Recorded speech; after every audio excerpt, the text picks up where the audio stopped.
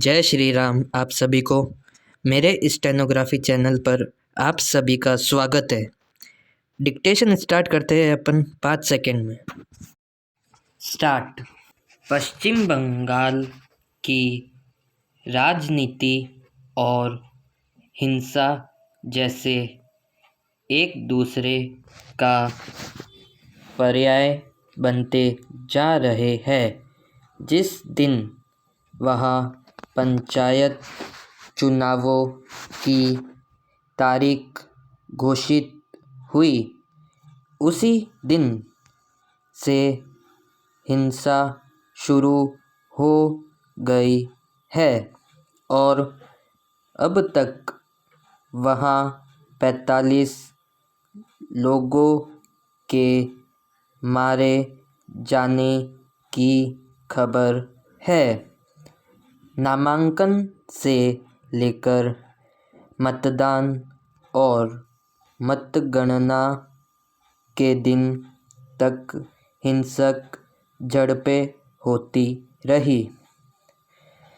जैसा कि पश्चिम बंगाल चुनावों में देखा जाता रहा है, मतदान और नतीजे आने के बाद तक हिंसा की घटनाएं होती रहती है।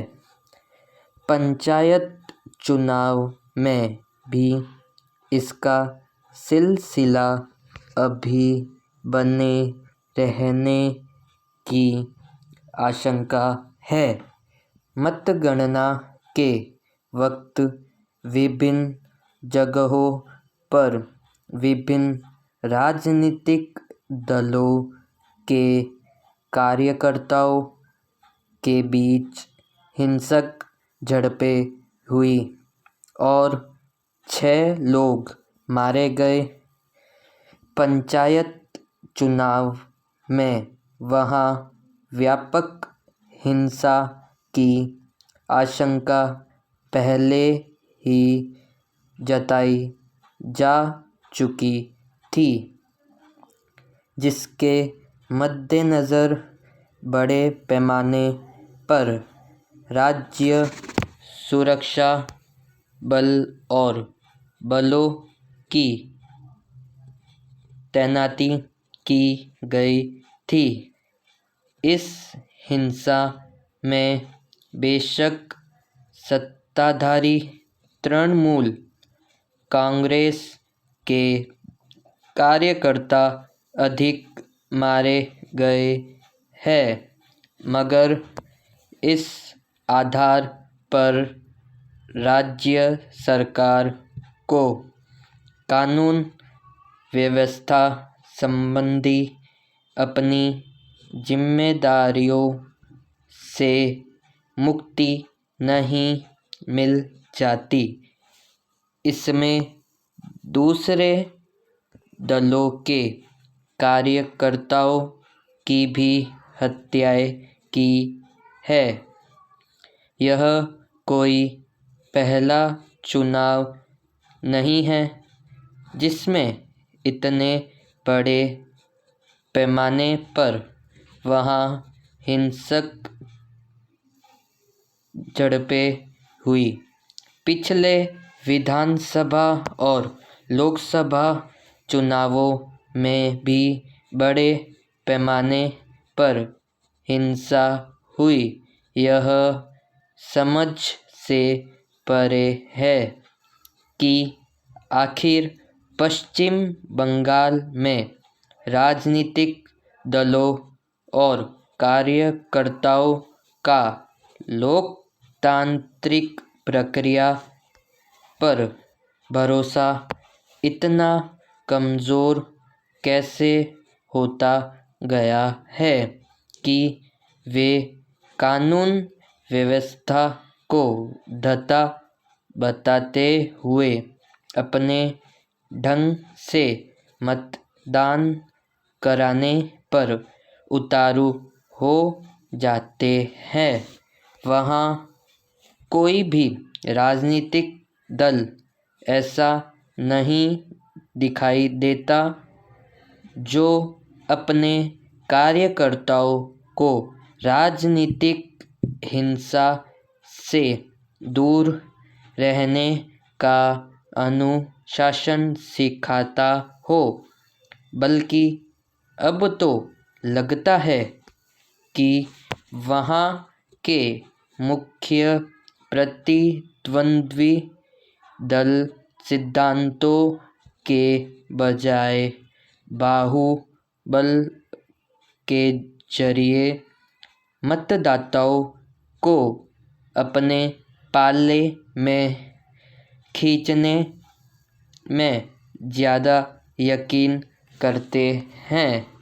इसके चलते वहाँ साजिशें भी रची जाती हैं और राजनीतिक विद्वेष को सतत बनाए रखने का प्रयास होता है। यही कारण है कि वहाँ राजनीतिक दलों के कार्यकर्ताओं में लगातार एक प्रकार का तनाव नज़र आता है। राजनीतिक दल किसी प्रकार अपने कार्यकर्ताओं की हिंसक गतिविधियों को उचित ठहराने और उन्हें प्रोत्साहित करने का प्रयास करते हैं। इसका उदाहरण खुद कुछ साल पहले मुख्यमंत्री ममता बनर्जी ने दिया था। उनके कुछ कार्यकर्ताओं को पुलिस ने पकड़ा तो वे खुद उन्हें छुड़ाने के लिए थाने पहुंच गई थी।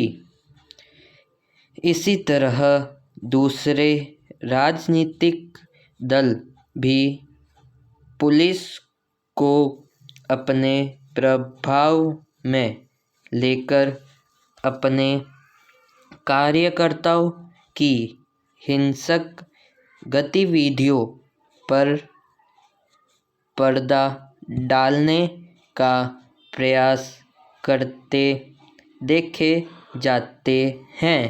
मगर ममता बनर्जी अगर सचमुच पश्चिम बंगाल में सुशासन के प्रति गंभीर होती तो इस तरह वहाँ हिंसक घटनाएं न होने पाती। चुनावों के समय, खासकर पंचायत चुनावों के समय हुई हिंसक घटनाओं से पैदा हुई दुश्मनी लंबे समय तक बनी रहती है। इस तरह बदले की भावना से नई हिंसक घटनाओं की संभावना पलती रहती है। ऐसे चुनाव को भला कैसे कोई लोकतांत्रिक प्रक्रिया के तहत हुआ चुनाव कह सकता है। यदि चैनल पर आप नए हैं तो ऐसे ही और डिक्टेशन के लिए हमें सब्सक्राइब करें, जिससे आप डेली डिक्टेशन लिख सकते हैं।